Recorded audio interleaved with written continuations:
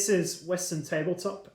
My name is Jacob, and today I'm joined with Svein from Tabletop Battle. He is the champion of the North, has the probably one of the most well-known Nordic bolt-action themed YouTube channels in the world. And in fact, let's hope so. I think you've been on YouTube for about 6 years, and you've been pretty much producing at least a video a week. I think you must have the most bolt action content out there compared to anybody on YouTube. So that's a real achievement. If I'm wrong, there's some other guy out there who's doing just as much, but you've done such a great job and been an inspiration for me. Yeah, we obviously have some great fans for you here, but I'm really excited to hear what you have to say about 148 Fantasy Rift Wars, because it's all kind of fresh. You're starting to do a little bit of marketing online. Tell us all about it, and is this your first foray into designing a game, other than maybe helping Claudio with extra rules and these kind of things for 148? Well, of course, we've been doing things with Claudio, but I have a multitude of games that are just waiting to be released. I have games for, Star Wars, the 375-inch figures. Yes. Yes, I have rules for those. Ooh. I have dungeon crawlers. I have tactical games. I have zombie games. I have so many games that are designed, but I have never had the opportunity to do something about it until now. So the Rift War will be just the beginning. Fantastic. Hopefully. Hopefully. We kind of like to do more with our games, because if you do the same thing all the time, it will become tedious. So you have to freshen up. And that is also true with what we are trying to do here with 148 Fantasy, the Rift War. So the idea was, we've been working with Claudio, and me and Martin are avid wargamers and role players. We love every kind of game together. Between us, we have like 55 years of gaming experience. So we decided, okay, let's do a miniatures game based on the same rules, but we want to make it a lot more, what should we say, involved, that you can upgrade with weapons and spells and items and a lot more stuff, almost like a role-playing game gone miniatures. And we worked on that for a year, and we had so many ideas, and it kind of just evolved, and you wouldn't believe it, what you can do. You can walk, you're on the battlefield, you see your enemy. Okay, this doesn't look good, but there is a cave. So you can enter that cave and do a side mission inside a cave that you build like a dungeon builder in the game. So it just evolved. 148 Fantasy, which was the name of that game, just evolved. So we thought, okay, this needs a lot of playtesting. What can we do in between? Okay, cards. A card game based in the same setting, the same fantasy universe. Let's do that. So we did. And we spent another year, and this is where we are now, making 148 Fantasy, the Rift War. And I just want to point out that it has no relationship with the Rift War book series. Okay. That is also written as one word, the Rift War, in one word. We have a space. That up, and we also, then we have a space, and we also added 148 Fantasy just to make sure. We didn't even know there was a book series called it until about half a year ago. And then we've already spent 1.5 years doing this. So anyway, and with everything we do, we want to have lots of stuff you can do. So anyway, this is an actual rule book. This is a first glimpse, I think, apart from the unboxing. Yes. So it's pretty neat, and one of the cool things is that we can do the printing here in Norway. So if we want to add stuff to the book in the last minute, we can do that. And as with the demo set, the unboxing you saw, we kind of just okay, tell us when the boxes are ready so we can pick them up. And then one day I got a call, okay, it's ready. So I just drove down and got it. How can you do that if you do something in China? Yeah, yeah, and It's not especially right possible, now. especially right now. So it's pretty cool. We can do this, print it here in Norway, get it done. It's of course a little bit more expensive to do it like that, Yes. but it's worth it. You get a lot of stuff. So if I can just take you through a little bit about what we have tried to do, Yeah, if you don't have please. any questions before that. All is I want to learn everything you got to say about this. Thank you, thank you. So the Rift War takes place in a continent. We have made a continent. We of course want to expand on this. There's a role-playing game in the works and all those things, of course. But there's a continent called Cairo, and on the other side of the map, if you double tap the map, there's the continent, and if you double tap it, like on the PC, you come into the nation which you're in, which is Garandur, and it has 15 counties. So, and then you start thinking, why do I need this in a card game? Yeah, because we want to go bigger, we want to go larger, we want to give the players more opportunities. So when you play the game, there are many, what should I say, modes. So you can play, we have done some how to play the skirmish mode, which is just the first player to 1 or 3 or 5 victory points, whatever you decide, which is a game that can be played in like 10, 15, 20 minutes, just like 148 Tactic. But then if you want to add some more, you can add a final encounter, which makes the game even harder. And it also really messes with your mind when you get to that stage, because you have to fight that, or you don't have to, but if I go to try the final encounter and win the game, my opponent will likely join in on the other side to try and take that victory from me. And then it's, when you play your characters, your opponent can then utilize their power because they're kind of fighting together against the final encounter. So it really messes with your mind.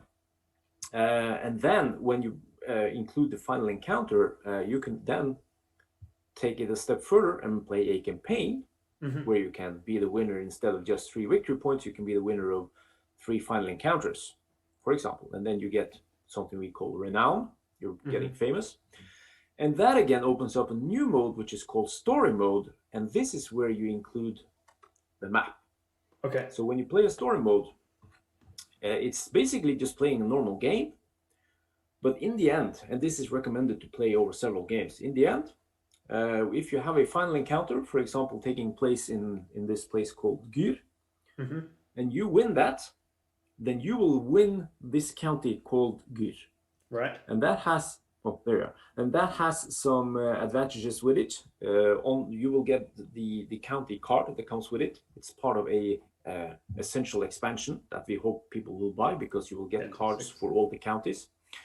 And your opponent will get a neighboring farmland, which are these lowlands, midlands, and then there's some other around there. So if you got Gyr, I could choose western lowlands or the midlands. And then we both would have a county. Yours would be better than mine because yours is named. Okay. And I would have a little better county. And then from then on, you can continue playing the game and gaining more and more counties. But then again, you get the possibility of doing another game mode, which is Conquest. Invading, and you understand, right? Yeah, then you can go and attack your opponent's county to try and take over the map. So it's like, you can choose whatever kind of game you want to have. You want to have that fast skirmish of 15 to 20 minutes, or do you want to have a full campaign that goes on over a week, a month? No problem. You can do that. We want to make a game that lets people do what they haven't thought possible. And then what better to also take the rules that we had already made and convert them to be used in the miniature or in the card game, or to use the cards that comes with the game for a miniatures game. So in the starter box, a 2-player starter set, you get 57 characters. Wow. I will show you some of them here. Yep. And these characters have special icons and Yes. values.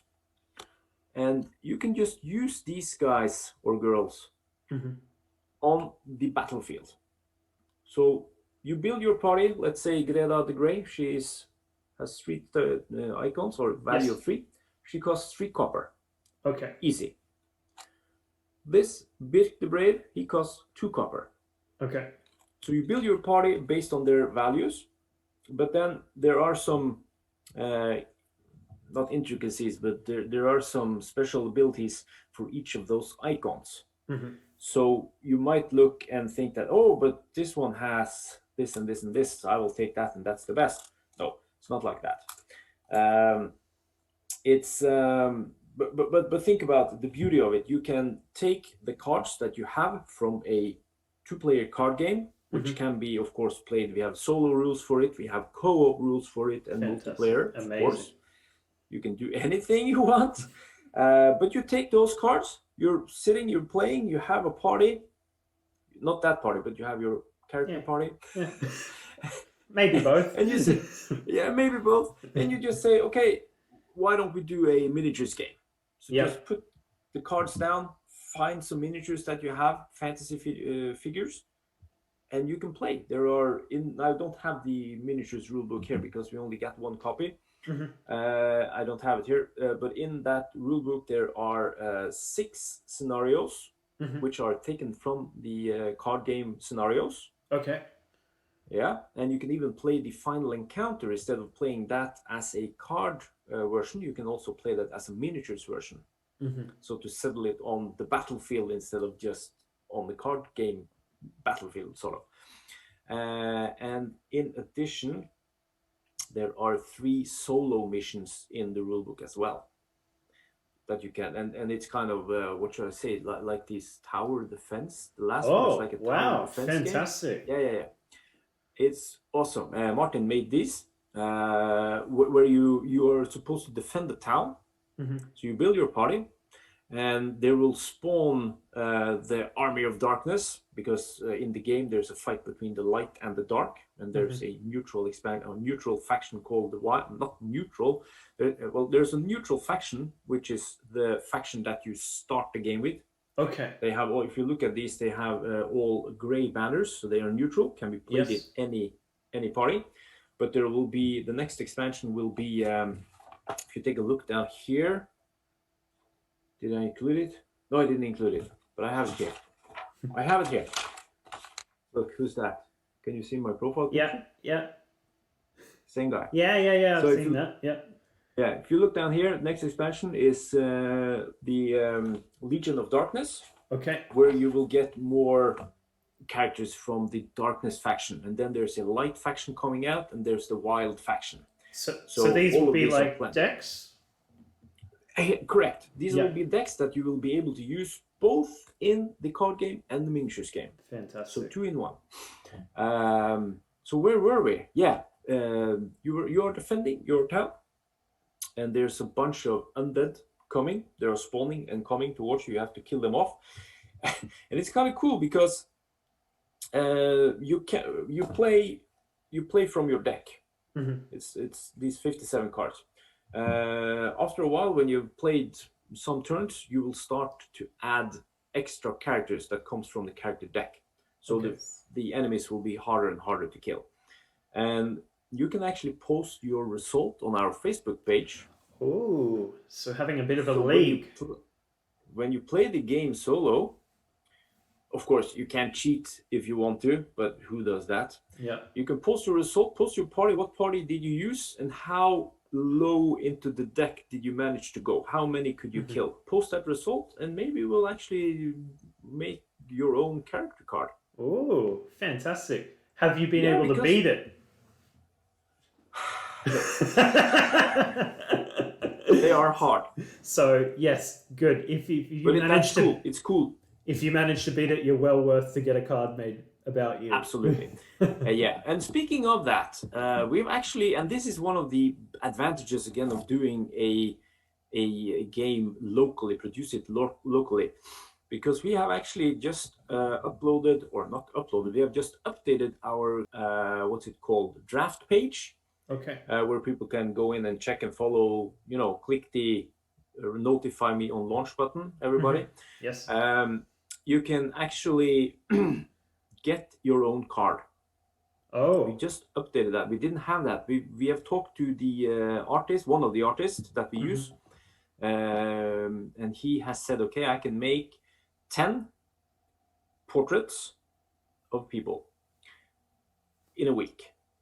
Oh.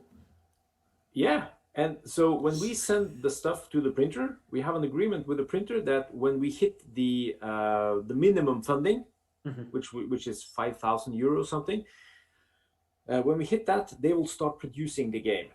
But we won't do that, or we won't send the files until maybe after 1 or 2 weeks, because it takes them about 14 days to complete it. So that gives us actually enough time to have people send their image and have their card made. Wow. So that you can get that. And the cool thing is that when you start the game, it's always 5 characters on each side. Okay. So the starting characters, which are always used in every game you begin, and those are the cards that you can get your face on. Oh, okay. So cards you're going to be using all the time. All the time. Every player in the world playing the game will look at your beautiful face. This one right here. Yeah. Maybe. Yeah. So that's just one of the advantages of actually printing locally, even though a bit more expensive, but it's worth it to give the product that we want to give.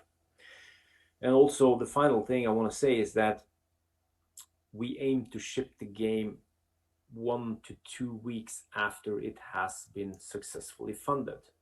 That never happens. No, but this is, you asked about my background and yeah. if we've done something. Yeah, I have backed 17 or 18 Kickstarters previously. And I can tell you, I'm still waiting for stuff that was made in 2016, 2017. Yes. And we don't want that. We want to give people the product they deserve to have because they've paid for it, they've funded it, and you should have that 2 weeks after it's funded. I love that philosophy that you've actually designed the game before going on FundMe to create this thing. You've already made it. You're just waiting for the funds to come in to print it and send it to you straight away. The game is created. We have the demo set, man. Yeah. It's created. It's done. All we need. We have paid. I don't know how much the conversion is, but in pounds, we have spent around £3,000 already into the game to have it made, to have the components, everything tested, tried. So we just need to print. Yeah, we just have to press print, and this is why we need the funding, because if we sell 100 copies or if we sell 1,000 copies, it's going to cost money to produce that. To print more. It's quite simple. Yeah. But the game is ready. You can play the game. It's ready. It's done. You can play it. You can do it, and we do it a lot. It's very popular at our club, actually. Oh, that's fantastic. I mean, you're getting a lot of value. You're getting a card game that has solo variants, that is also a miniatures game. What's the rough price that we have for the stretch goals? Yeah, and that's also one thing. We don't really want to do stretch goals because it adds to production time and it might create complications. So the only thing we have said is that if we reach a certain level of funding, so if we reach 5,000 euros, which is pretty low, I would say, we'll start printing the game and people will get their game. The other thing is, if we reach 12,500 euros, we will also print the miniatures game rulebook, because that is delivered as a PDF as of now. But you get it for free, but we will also make a print copy of that. And if we reach 20,000 euros, we will also include the tokens sheet for the miniatures game, which includes some extra action tokens and some very cool... Yeah. 80 action tokens. You know those. Yeah. And you also get some tokens to use in the game itself for objectives and in the miniatures game. You can of course find chests, open chests, pick loot. You can pick up weapons from the fallen enemies or your very fallen cool. comrades. Yeah, you can do all those sort of things. So it's part of what we do. Do you have a lot of value. Do you have a suggested scale for the fantasy miniatures version of this? Yes, but first the price you asked about. I did. 39 euros. 39 Wow. euros for the complete 2-player starter set. We have also, like I said, a bundle which will add the marketplace where you can buy weapons and upgrades, the counties where you get, you get the map you get, but the counties will give you a specific card giving you the bonus of that county and all that. If you don't want it, you don't need to have it. You can just make up your own stuff.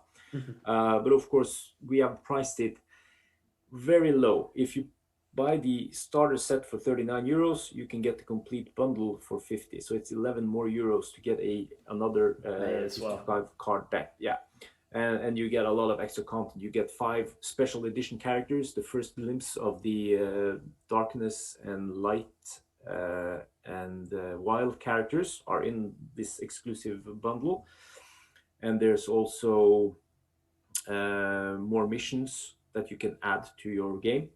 So it's pretty cool. So 50 euros is what we hope people will play it for.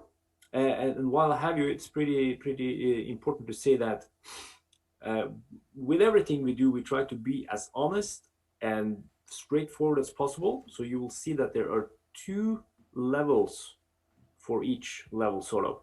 So if you're an international backer, you pay 39 euros. If you're a Norwegian backer, you pay 49 euros because we have to take into consideration the 25% VAT, which we had to add in Norway. Right. Okay. But who others do that? Yeah, that I've never actually heard of that before. I think people would be charging the Norwegian price flat rate for everybody, right? Exactly. Or if you're in the UK or wherever, you charge the price you have to pay in the UK, which is not correct because backers from outside your country, or at least outside of the EU should have a lower price because they don't pay that tax. And of course, Norway is not part of the EU. Okay. We don't have any kind of those relationships. So we actually have to do it this way to make it fair. So international backers, they pay 39, Norwegian backer pays 49.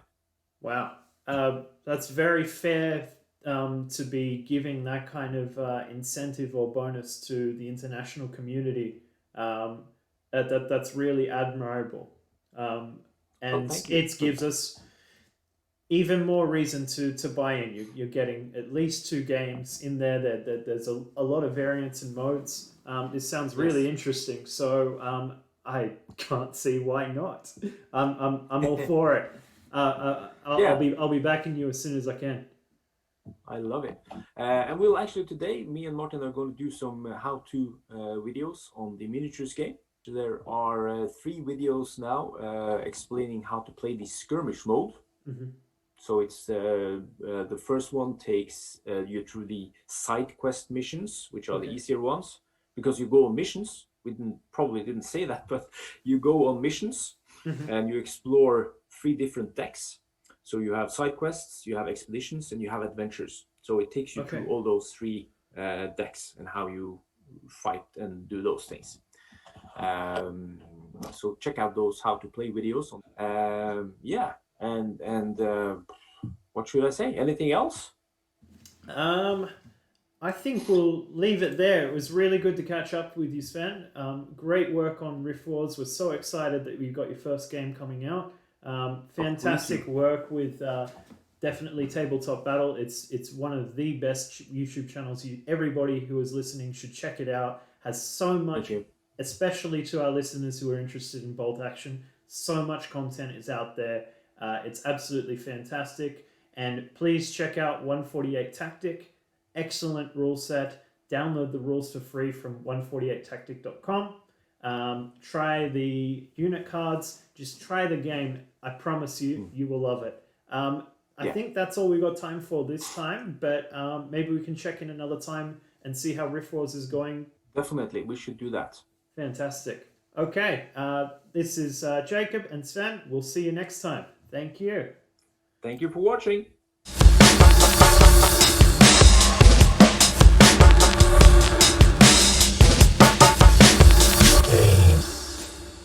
Okay, I've stopped the record. Cool. Yeah. Well, I talk like a mountain dropping. No, I mean, that's kind of like a waterfall. That's what I meant. Okay. Yeah. No. I talk like a waterfall. You're